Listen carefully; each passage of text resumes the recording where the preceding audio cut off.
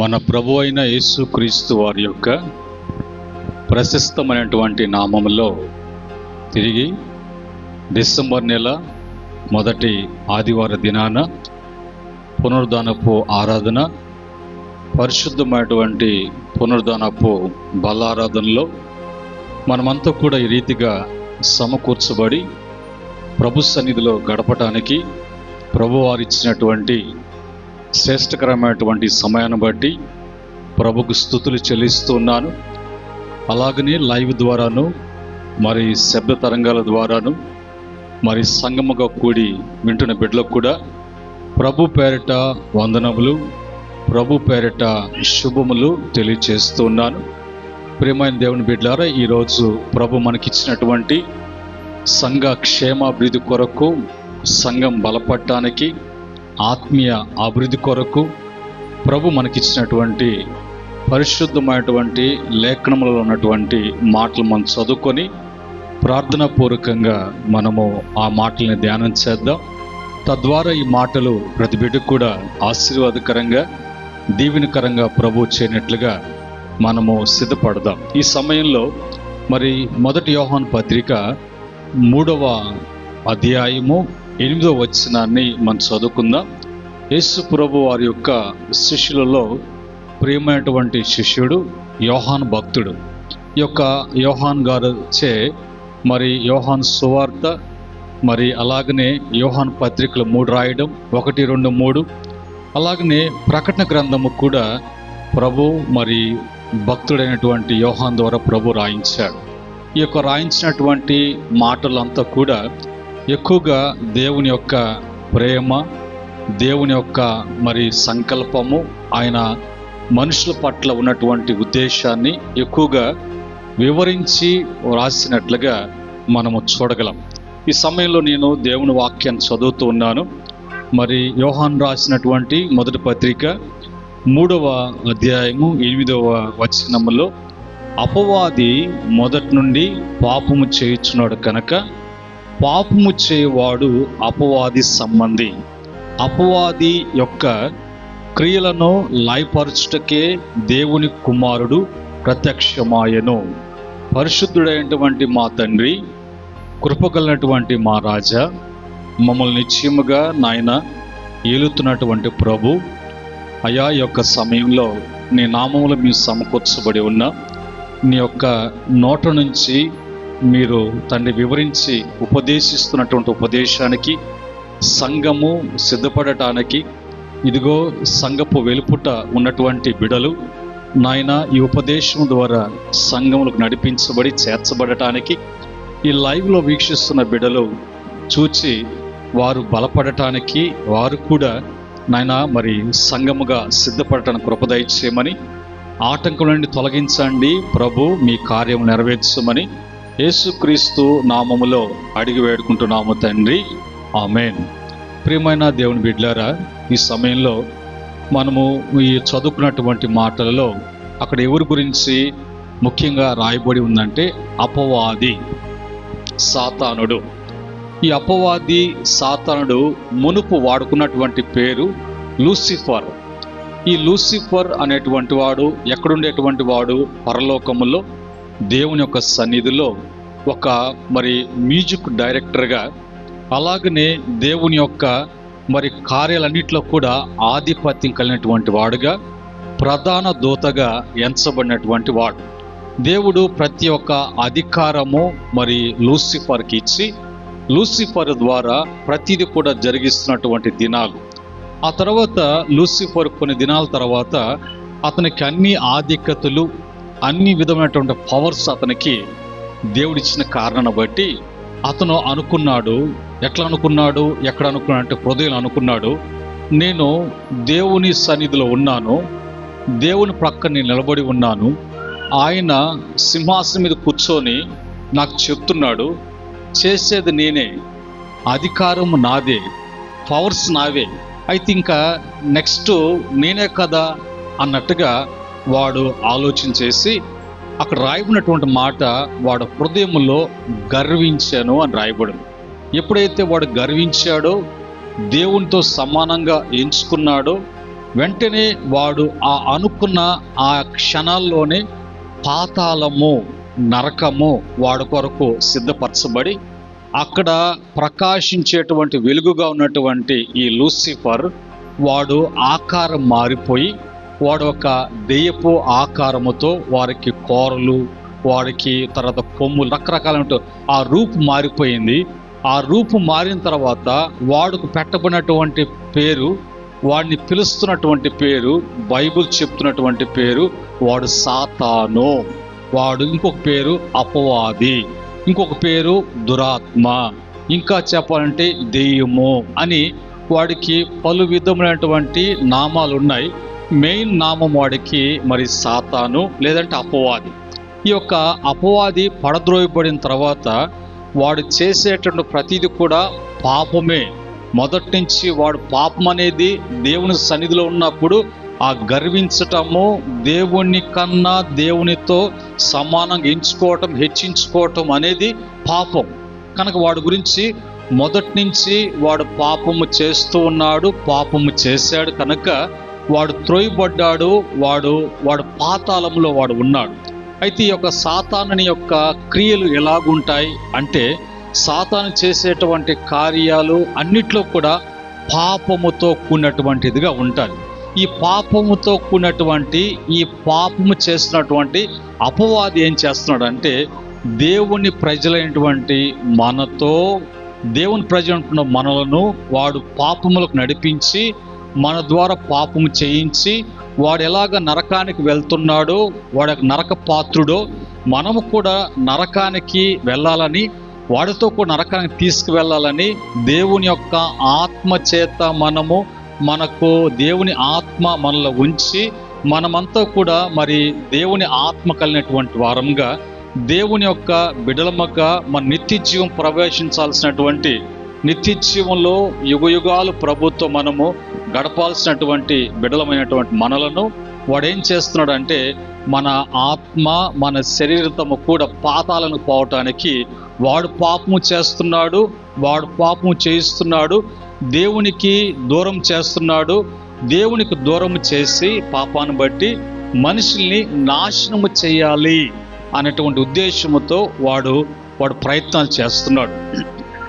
అయితే బైబిల్ చెప్తుంది, అపవాదికి ఉన్నటువంటి, సాతానుకున్నటువంటి సమయము కొంచెం కాబట్టి వాడు దివారాత్రులు రెస్ట్ లేకుండా వాడు అనుచరులు భూమి మీద, మనుషుల మీద, స్థలాల మీద, ఆయా ప్రాంతాల మీద వాడు అధికముగా వాడు పనిచేస్తూ రెస్ట్ లేకుండా, మరి ప్రభు వస్తే మనమంతా కూడా సంఘం అంతా ఏం చేయబడుతుంది, అంతా కూడా ప్రభు దగ్గరికి తీసుకువెళ్ళబడుతుంది. కాబట్టి ప్రభు దగ్గరికి వెళ్లకుండా సంఘము విడవబడటానికి, సంఘంలో ఉన్నటువంటి సభ్యులు వాళ్ళు పాపము చేసి వాళ్ళ పాతానికి పోవాలి అన్నటువంటి దురభిప్రాయముతో వాడు ప్రయత్నాలు చేస్తూ ఉన్నాడు. అయితే దేవుడు నమ్మదగినటువంటి వాడు. దేవుడు మరి ఆయన మనిషిని మట్టితో చేసిన ఆయన నాసిక రంధ్రాలలో జీవవాయువు వదలగా జీవాత్మాయను. బైబిల్ చెప్పేటువంటి మాట, మన్నైనది తిరిగి మంటికి చేరుతుంది. అయితే మనలో ఉంచబడినటువంటి దేవుని ఆత్మ దేవుని వద్దకు వెళ్ళాలి. ఇది మరి ఈ యొక్క అవగాహన ఉండాలి. చాలా వరకు చనిపోయిన తర్వాత మనిషి ఏం చేస్తుంటాడు, దెయ్యమయ్యి తిరుగుతూ ఉంటాడు. ఆశ తీరక, కోరిక తీరక వాళ్ళని పట్టుకొని పీడిస్తూ ఉంటాడు. ఆ సందులో ఉంటాడు, ఆ అరుగు మీద ఉంటాడు, ఇవన్నీ చెప్తూ ఉంటారు. కానీ వాక్యం చెప్తుంది, మనిషి చనిపోయిన తర్వాత ఈ మట్టిలోంచి తీయబడినటువంటి ఈ దేహము తిరిగి ఈ మట్టిలో కలిసిపోవాలి. అయితే ఈ యొక్క ప్రాణము గాల్లో కలిసిపోతుంది. ఆత్మ అనేది దేవుని యొద్ద నుంచి వచ్చింది కాబట్టి ఈ ఆత్మ తిరిగి దేవుని దగ్గరికి వెళ్ళిపోవాలా. ఇక్కడ దెయ్యము, మరి ఆ దురాత్మ, ప్రేతాత్మ, గాలి అనేటువంటి పేర్లన్నీ వాడుకున్నాయి, వాడు చేస్తాడు. అయితే అది అంతా కూడా చనిపోయినటువంటి వాడు రూపంలో చేయటానికి, వాడు భ్రమ కలిగించడానికి అపవాది యొక్క తంత్రములు. మొత్తానికి దేవుని యొక్క మరి ఉద్దేశం ఏంటంటే, మనం ఎవరు కూడా ఎక్కడికి వెళ్ళకూడదు, నరకానికి వెళ్ళకూడదు. మనమంతా కూడా మనము ఆ పాపములో ఉన్న, అపరాధంలో ఉన్న, ఆ బలహీనతలో ఉన్న, ఆ భక్తిహీనతలో ఉన్న, బుద్ధిహీనతలో ఉన్న వాటన్నిటి నుంచి మనం విడిపించబడి మనము నిత్య జీవానికి మనము ఏ ఆలోచనతో ఉద్దేశం చేత ప్రభు మనకు కలుగు చేశాడో అదే ఆలోచన ఉద్దేశం నెరవేర్పు మన జీవితంలో జరగటానికి, మనందరూ కూడా తిరిగి మరి పరలోకానికి మనల్ని తీసుకెళ్ళటానికి, మన పరలోక నివాసులుగా వారసత్వం కలిగి ఉండటానికి యేసు ప్రభు వారు ఈ లోకానికి రావటం అనేది జరిగింది. కనుక ఇప్పుడు యేసు ప్రభు వారు ఈ లోకానికి ఆయన వచ్చారు. ఏ విధంగా వచ్చారు అనేది మనకు తెలుసు. మరి ఆయన ఆ జన్మ ఎలాగా జన్మించాడు, ఆయన పుట్టుక ఎలాగా అన్నీ కూడా మనకు తెలుసు. అవన్నీ కూడా ఈ యొక్క నెలలో మనము అవన్నీ కూడా మనము ఎక్కువగా సంవత్సరం అంతా ఎప్పుడు జ్ఞాపకం చేసుకోకపోయినా ఈ డిసెంబర్ నెలలో మాత్రము యేసు ప్రభు పుట్టుకను అడ్డం పెట్టుకొని, యేసు ప్రభు జన్మదినాన్ని ఆధారంగా చేసుకొని, ఇంకా దాని కొరకు మరి బట్టలని, ఇంటికి సున్నాలని కదా, మరి ఇంకా ఏంటి పిండి వంటలని, తర్వాత ఇంకా ఎన్నెన్నో, తర్వాత ఇంటి పైన స్టారు, తర్వాత ఇంటి పైన స్టారు, ఇంటి కింద బారు అన్నట్టుగా, అలాగా మరి నామకార్థమైనటువంటి క్రైస్తత్వము, నామకార్థమైనటువంటి భక్తి జీవితము జీవించేటువంటి వారికి ఉన్నటువంటి ఆలోచనలు, వాళ్ళ ఉద్దేశాలు.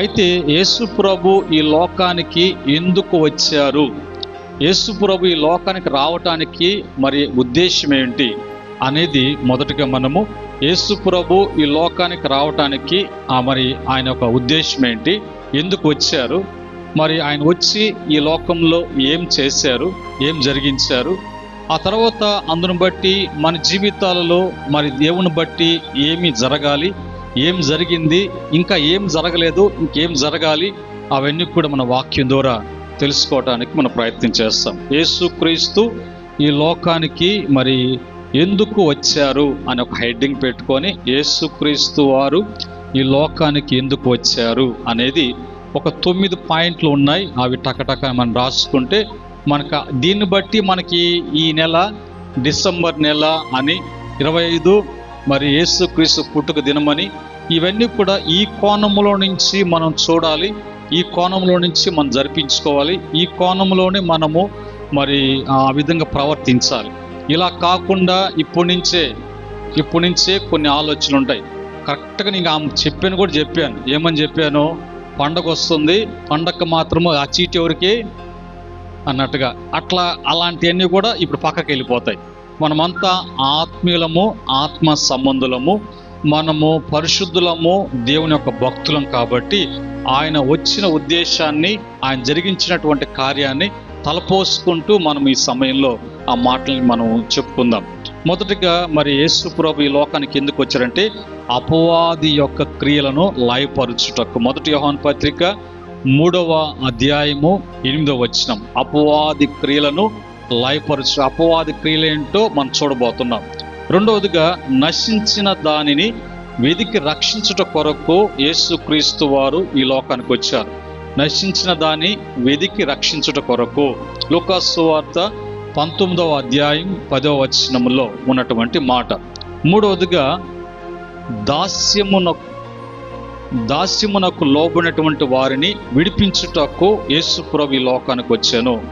దాస్యము నుండి విడిపించుటకు యేసుక్రీస్తు వారు ఈ లోకం. అందరూ కూడా పాపానికి ఏమైపోయారు, దాసులు అయిపోయారు, బానిసలు అయిపోయారు. వాటన్నిటిలోంచి విడిపించడానికి యేసు ప్రభు ఈ లోకానికి. హెబ్రీ పత్రిక 2వ అధ్యాయం 15వ వచనం. నాలుగవదిగా సత్యమును గురించి సాక్ష్యమిచ్చుటకు యేసు ప్రభు వారు ఈ లోకానికి వచ్చారు. సత్యమును గురించి సాక్ష్యమిచ్చుటకు.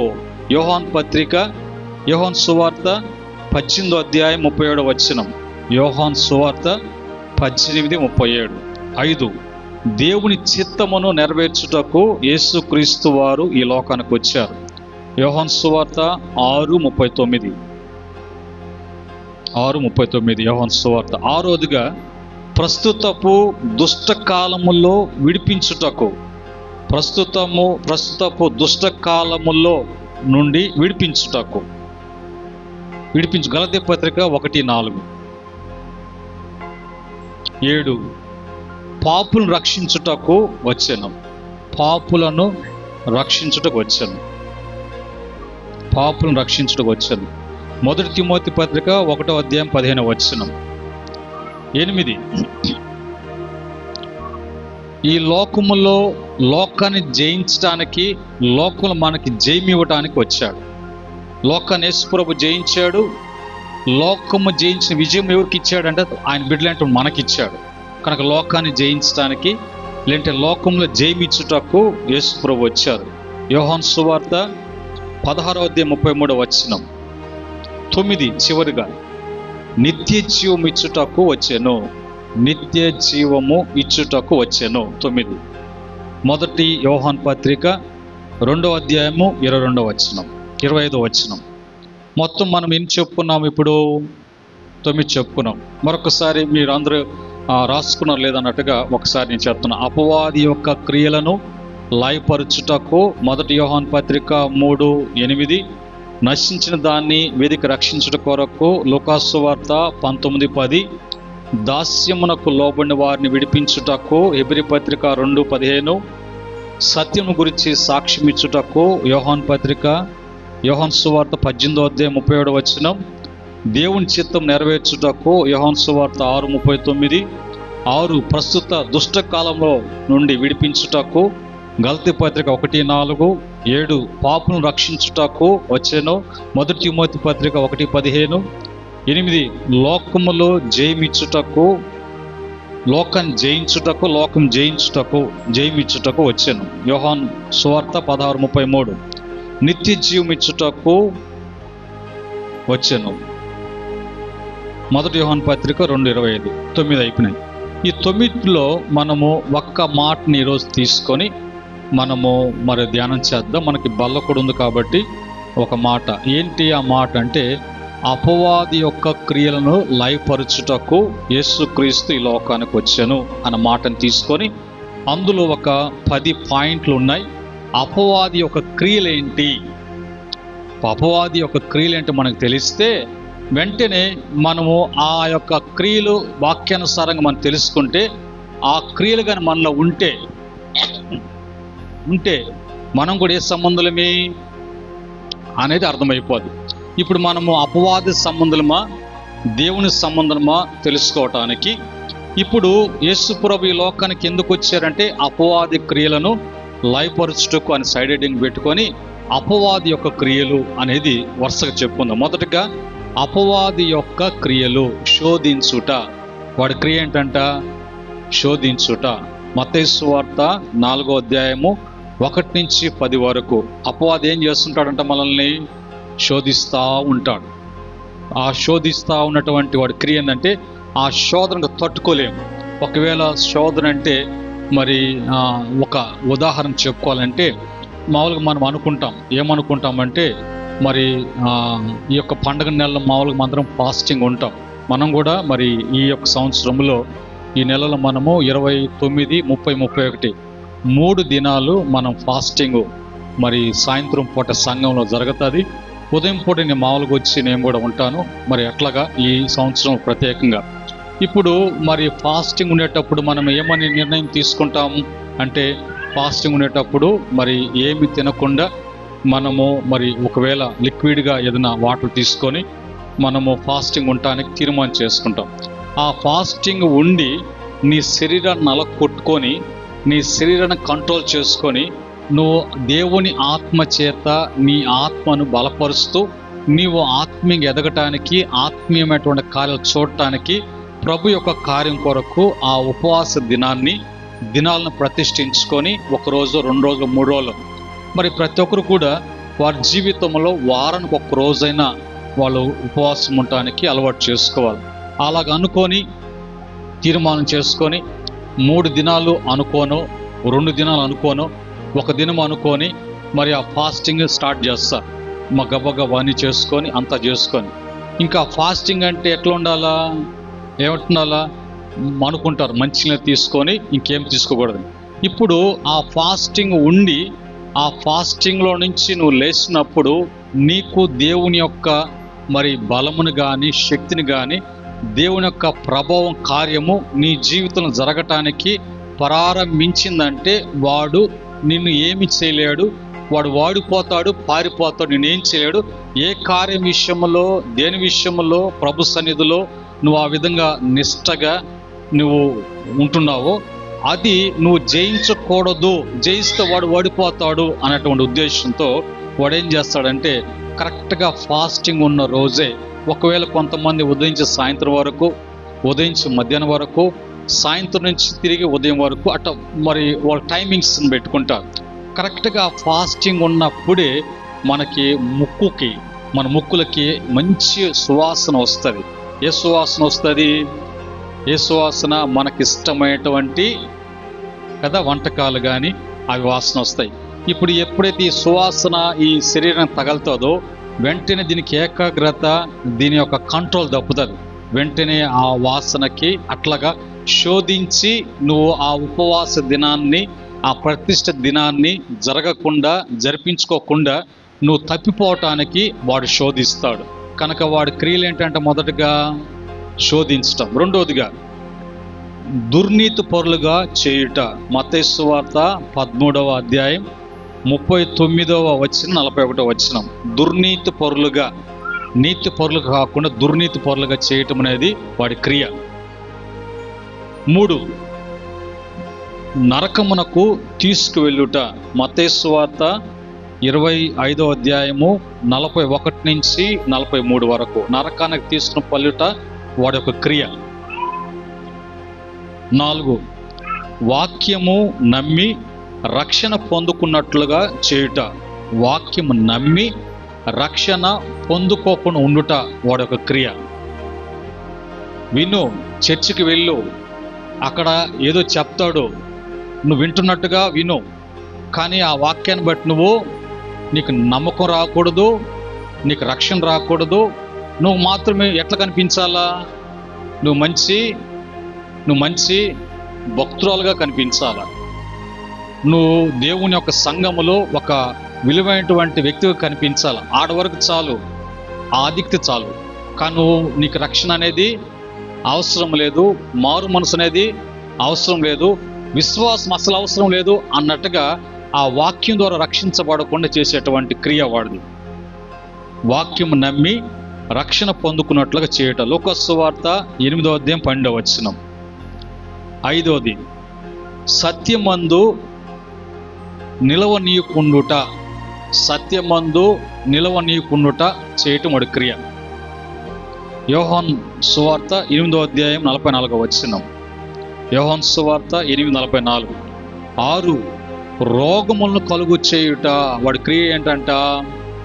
రోగములను కలుగు చేయుట, రోగములను తెచ్చిపెట్టుట, రోగములు కలుగు చేయుట, రోగములో ఉండి ఆ బలహీనపరచబడుట, ఆ రోగంలో ఉంటూ నీవు ఇంకా దేనికి పనికి రాకుండా ఉండేటట్లుగా చేయుట. ఒకసారి మరి యేసు ప్రభు వారు శిష్యులతో వస్తున్నప్పుడు పేతురు భక్తుడు అంటాడు, అయ్యా, మా అత్తమ్మకి, మా భార్య అమ్ముందే, మా అత్తమ్మకి ఆమెకు జ్వరంగా ఉంది, మరి ప్రార్థన చేయరా అని అన్నప్పుడు యేసు ప్రభు వెళ్తాడు. వెళ్ళినప్పుడు ఆమె జ్వరముతో పడుకొని ఉంది, కదలలేక మెదలలేక మూలుగుతున్నప్పుడు అక్కడ 2 సందర్భాలు రాయబడి ఉంది. యేసు ప్రభు ఆమెను గద్దించగా వెంటనే జ్వరము ఆమెను విడిచిపెట్టి వెళ్ళిపోయింది. ఆమె లేచి యేసు ప్రభు వారికి ఆమె ఉపచారము చేస్తున్నట్లుగా. ఇంకొక సందర్భంలో యేసు ప్రభు వెళ్ళి ఆమెను పట్టుకోగానే వెంటనే ఆమెకి నయమై లేచి ఆమె మరి కూర్చొని వాళ్ళకి పరిచయం చేయటం అని జరిగింది.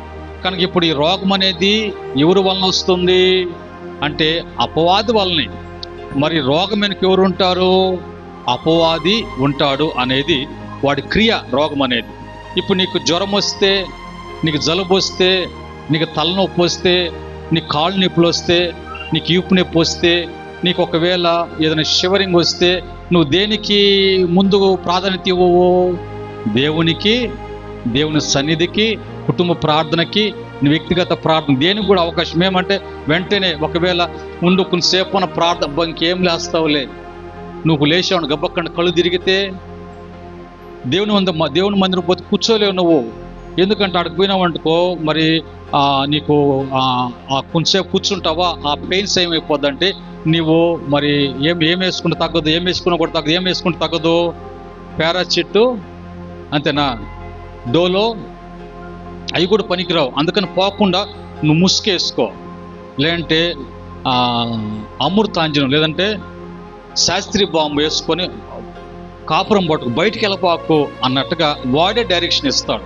వెంటనే అవును కదా, అవును ఈరోజు పోకపోతే ఏమైంది, పోయిన వారం వర్షం వచ్చి గందరగోళం ఉంటే ఆ వర్షంలో వచ్చి ప్రార్థన జరిగిస్తుంటే మరి అటువంటి పరిస్థితులు కూడా. కానీ దేవుని కృప ఏంటంటే ఆయన మాటల్ని ఎట్లా అందించాలో, ఎవరికి అందించాలో, ఎలాగా అది స్ప్రెడ్ కావాలనేది ప్రభు తెలుసు కాబట్టి ఆయన కార్యం ఆయన జరిగించుకున్నాడు. కనుక ఇప్పుడు రోగం అనేది మరి ఎవరి క్రియ అంట? అపవాది క్రియ. తర్వాత 7 అపోస్తుల కార్యం 10:38 6వ దానికి రెఫరెన్స్. 7వదిగా సమస్త కపటముతోనూ సమస్త దుర్మార్గంతోనూ నింపుట. సమస్త కపటమును సమస్త దుర్మార్గముతో నింపుట వాడి క్రియ. అపోస్తుల కార్యము 13వ అధ్యాయం 10వ వచనం. అపోస్తుల కార్యం 13:10. 8 ప్రభు యొక్క తిన్నని మార్గములను చెడగొట్టుట. ప్రభు యొక్క తిన్నని మార్గములను చెడగొట్టుట. అపోస్తుల కార్యము 13వ అధ్యాయం 10వ వచనం. దేవుని యొక్క మంచి మార్గముని వాడు చెడగొట్టడం, ఆ మార్గం నుంచి తొలగిపోవటము, దేవుని మార్గము అనేది నీకు కనిపించకుండా ఆ మార్గం నిలవనీయకుండా చెడగొట్టడమే వాడి క్రియ. 9 పాపము చేయుటకు ప్రేరేపించుట, లేదంటే పాపమునకు ప్రేరేపించుట, పాపము చేయమని. అందుకనే మరి బైబిల్లో ప్రేరేపించుట అని గురించి చూసినప్పుడు ఇంచుమించుగా ఒక 7 అనుభవాలు ఉన్నాయి. 7 అనుభవాల్లో ఒక మాట ఏమని రాయబడిందంటే, మొదటి సామెతలు 1వ అధ్యాయం 10వ వచనంలో, నా కుమారుడా పాపులు నిన్ను ప్రేరేపింపగా ఆ ప్రేరేపణకు నువ్వు ఒప్పుకోవద్దు అనేది మరి అక్కడ రాయబడి ఉంది. భక్తుడైనటువంటి యోబు అంటాడు, నా హృదయము రహస్యమందు నన్ను ప్రేరేపింపగా ఆ ప్రేరేపణకు నేను లోబడలేదు అని అంటాడు. కనుక ఇప్పుడు ఏం చేస్తాడు సాతానుడు అంటే, వాడు పాపము చేయటానికి ప్రేరేపిస్తాడు. 1 యోహాను పత్రిక 3:8. 10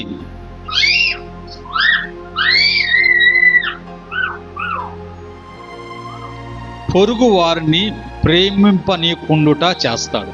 ఎదుటివాడిని పొరుగు వారితో సమాధానముగా, ప్రేమగా, మంచిగా ఉండనీయకుండా చేస్తాడు. ఈ చివరి దినాల్లో అదే జరిగేది. బైబిల్ అంటుంది, సహోదర ఐక్యత కలిగి ఉండట ఎంత మేలు, ఎంత మనోహరం. నీకు మరి వీలైనంత వరకు దేంట్లో కూడా అచ్చి ఉండొద్దు, అంటే ఎవరికి కూడా బాకీ ఉండొద్దు. నువ్వు సమాధానంగా ఉండు, నిన్ను వల్లే నీ పొరుగు వారిని ప్రేమించు. దీనికి ముందు నీ పూర్ణ హృదయముతో, పూర్ణ వివేకముతో, పూర్ణ బలముతో నీ దేవుడు అంటే యెహోవాను ప్రేమించటమే ఈ 2 ఆజ్ఞలు అంటాడు.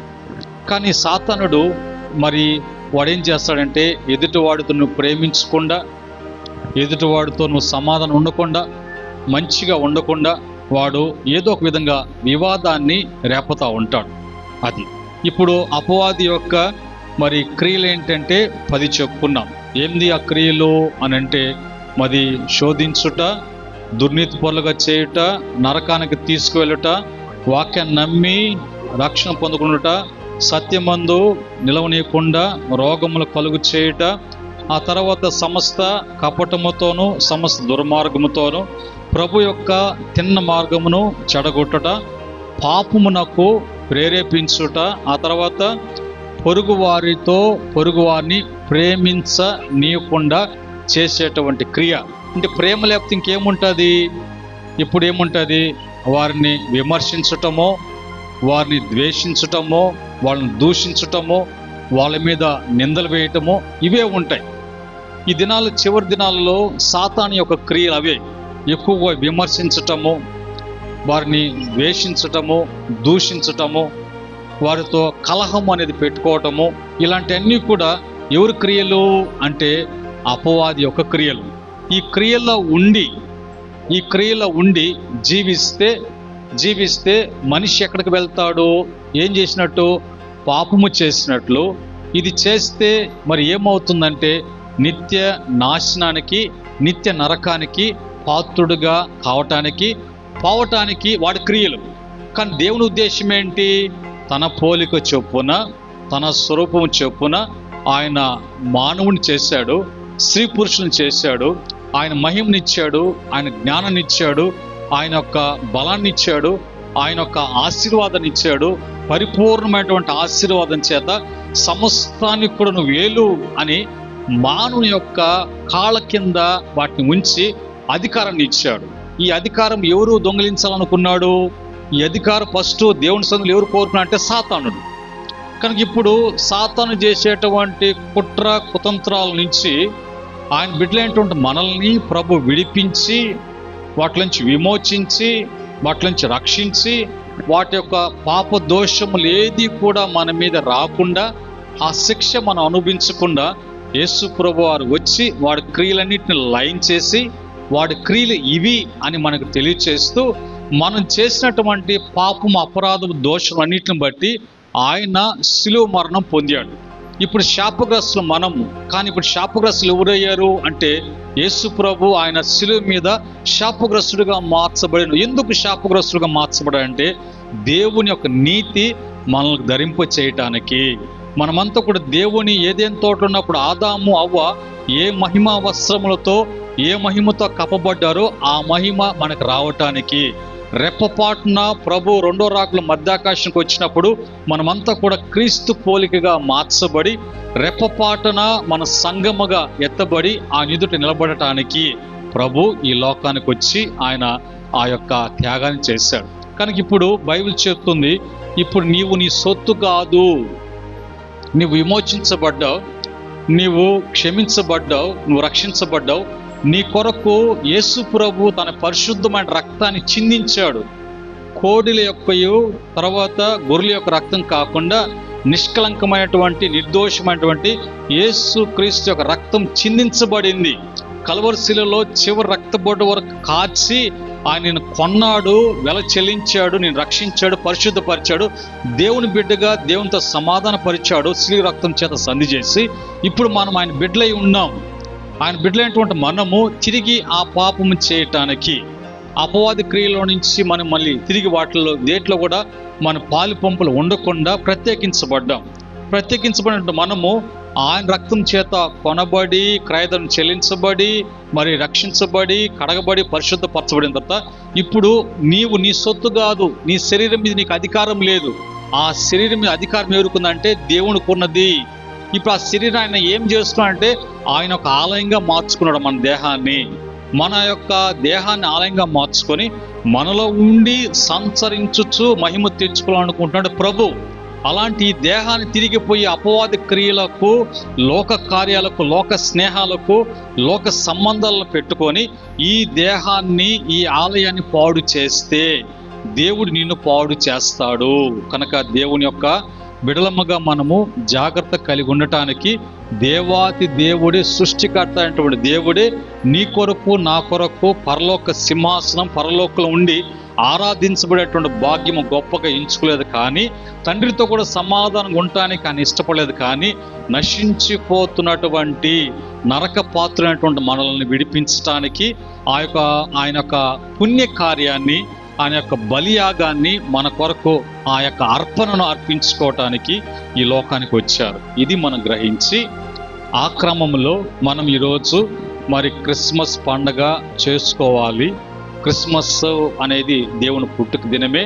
అయితే ఆ పుట్టుక దినాన్ని ఏ విధంగా చేసుకోవాలి అంటే ఇక్కడ ఈ 10 చెప్పబడినటువంటి పాయింట్లలో ఉన్నాయి.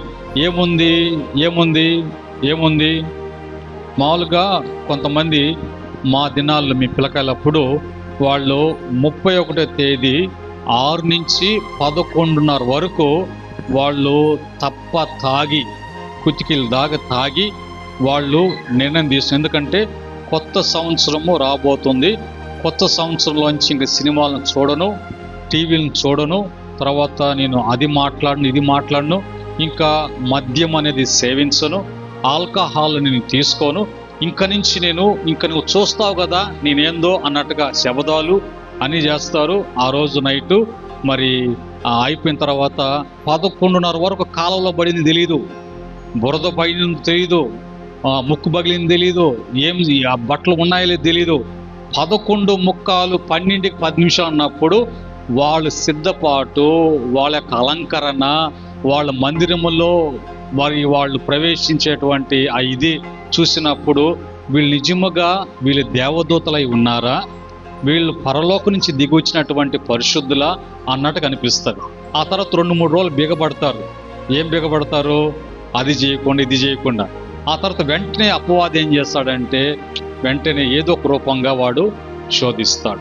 వీటన్నిటిని తప్పించబడాలి అని అంటే ఇలాంటి క్రియలతో నువ్వు క్రిస్మస్ చేసుకోవడం, ఇలాంటి క్రియలతో పండగ దినాలను ఆధారం చేసుకొని నువ్వు నష్టపోవటము, డబ్బు నష్టపోవటము, ఇంకా అనేకమంది కాకుండా నీవు దేవుడు నీ జీవితంలో ఆయన క్రిస్మస్ అంటే ఏంటంటే క్రైస్ట్ మాస్ అంటే క్రీస్తును ఆరాధించు. క్రీస్తు ఈ లోకానికి ఎందుకు వచ్చాడు, ఎవరి కొరకు వచ్చాడు, ఏం చేశాడు, నీ కొరకు నా కొరకు ఏం జరిగింది, అందును బట్టి నీకు ప్రతిరోజు కూడా నీకు క్రిస్మస్ పండగే, ప్రతిరోజు కూడా నువ్వు దేవుని ఆరాధించాలి అంతే. అట్లా కాకుండా ఒకవేళ ఏరే ఆలోచన, నువ్వు బట్టలు తీసుకోవచ్చు, నువ్వు అన్నీ చేసుకోవచ్చు, కానీ ఈ ప్రతిరోజు కూడా నీకు పండగే. కానీ నువ్వు ప్రత్యేకంగా ఈ నెల అన్నట్టుగా ఇలాంటి క్రియలతో కూడినటువంటి ఏ క్రియలు, ఈ అపవాద క్రియలతో కూడినటువంటి పండగలు, పబ్బకులు, ఇంకేమంటారు పండగలు, ఇంకేమంటారు పబ్బులు, అటువంటి ఏది కూడా ఉండకూడదు. అది మనం నేర్చుకోవాలి. ఎందుకంటే ప్రభువే నీ కొరకు నా కొరకు ఈ లోకానికి వచ్చి ఆయన యొక్క ప్రాణాన్ని, ఆయన యొక్క శరీరాన్ని, ఆయన రక్తాన్ని మన కొరకు దారబోసాడు.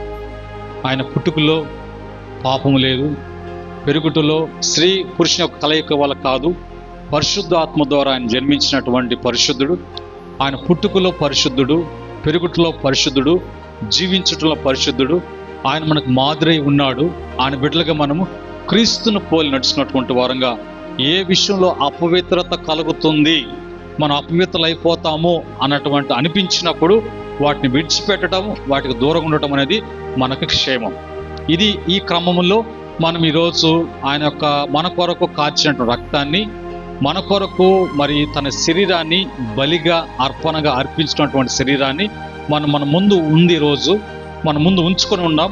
ఈ క్రమంలో ఈ క్రియలతో కూడినటువంటి శోధించబడుతూ ఆ శోధనకు బలహీనమైపోయి అపవాది క్రియలతో, అపవాది యొక్క మరి ఉద్దేశంతో, ఆలోచనలతో, వాడి యొక్క నెరవేర్పుల కొరకు వాడి చేతిలో వాడబడుతూ, మనుషుల కొరకు వాడబడుతూ వచ్చి నీ కొరకు చేసినటువంటి క్రీస్తు యొక్క శిలువ మరణం బలియాగాన్ని నువ్వు జ్ఞాపకం చేసుకోవడం అనేది అది నీకు ఆశీర్వాదకరం కాదు. ఒకవేళ అలాంటి ప్రభ మునుపైతే ఈ క్రియలు నాలో ఉన్నాయి, అయితే ఇప్పుడు నీ వాక్యాన్ని విన్నాను, నీ వాక్యాన్ని బట్టి సరి చేసుకుంటాను, ఈ అపవాది క్రియలని నీ వాక్యంతో నాకు తెలియచేసావు, నా కొరకు ఈ లోకానికి వచ్చి నువ్వు చేసినటువంటి ఆ యొక్క గొప్ప కార్యాన్ని బట్టి ఇంక నుంచి నేను ప్రతిరోజు కూడా నాకు ఆ 25వ తేదీ కాదు, ప్రతిరోజు కూడా ప్రతి గడియ కూడా నాకు క్రిస్మస్ పండగే, క్రైస్ట్ మాసే అన్నట్టుగా తీర్మానం చేసుకొని ఆయన యొక్క రక్తాన్ని, శరీరాన్ని మన కొరకు చేసినటువంటి త్యాగాన్ని బట్టి గౌరవిస్తూ దాన్ని మనము పరిశుద్ధముగా భక్తితో, భయముతో తీసుకోవటానికి దేవుని యొక్క సన్నిధిలో మనమంతా కూడా సిద్ధపడదాం. ఈ సమయంలో ఈ యొక్క మరి బలకు ప్రభు బిడ్డలుగా మనం సిద్ధపడటానికి, మరి తీసుకోవటానికి, యోగ్యంగా తీసుకొని మనం ఆస్వాదించబట్టాలి. ఇంకా మనకి చాలా రెఫరెన్స్లు ఉన్నాయి. మరి అపవాదిని దేవుడు ఏ విధంగా నాశనం చేశాడు, మరి నాశనం చేయటానికి వచ్చినటువంటి దేవుడు ఎలాంటి నాశనం అనే విషయం కూడా ఉన్నాయి. మనకి బల్ల ఆరాధన కాబట్టి దాన్ని నెక్స్ట్ టైం మనం ఎప్పుడైనా తీసుకోవటానికి ప్రభు సన్నిధిలో మనం సిద్ధపడదాం. ప్రార్థన చేసుకుందాం. కృపగల తండ్రి, పరిశుద్ధుడా, మీకు వందనాలు. ఈరోజు మీరు ఈ లోకానికి అపవాద క్రియలను లయపరచడానికి ఈ లోకానికి మీరు వచ్చారని, ఆ యొక్క వాటన్నిటిలోంచి మమ్మల్ని విమోచించి వాటిని నశింపచేసి మమ్మలను ప్రభా నీ బిడలుగా మమ్మల్ని స్వీకరించి పరలోక నివాసులుగా, వారసులుగా మమ్మల్ని చేసినందుకై ఈరోజు ఈ లోకానికి వచ్చి మా కొరకు బలిని ప్రభా అర్పణనుగా నీ దేహాన్ని, ప్రాణాన్ని, రక్తాన్ని చిందించారు. అవి మేము పరిశుద్ధ బలార్థంగా స్వీకరిస్తుండగా ప్రతి బిడ్డ కూడా యోగ్యంగా తీసుకొని ప్రభా దీవించుడు కృప దయచేయమని యేసుక్రీస్తు నామములో అడిగి వేడుకుంటున్నాము తండ్రి. ఆమేన్. పరమ తండ్రి దేవుని ప్రేమ, యేసుక్రీస్తు కృప, పరిశుద్ధాత్మక సహవాసం కూడి ఉన్న బిడ్డలకును, లైవ్లో వీక్షిస్తున్న బిడ్డలకును, శబ్ద తరంగాలు వింటున్న వారి బిడ్డలకును, సకల పరిశుద్ధులకు ఆయన దాసులకును సదా తోడే నడిపించునుగాక. ఆమేన్. దేవుడు మిమ్మల్ని మీ కుటుంబాలను దీవించి ఆస్వాదించునుగాక. ఆమేన్.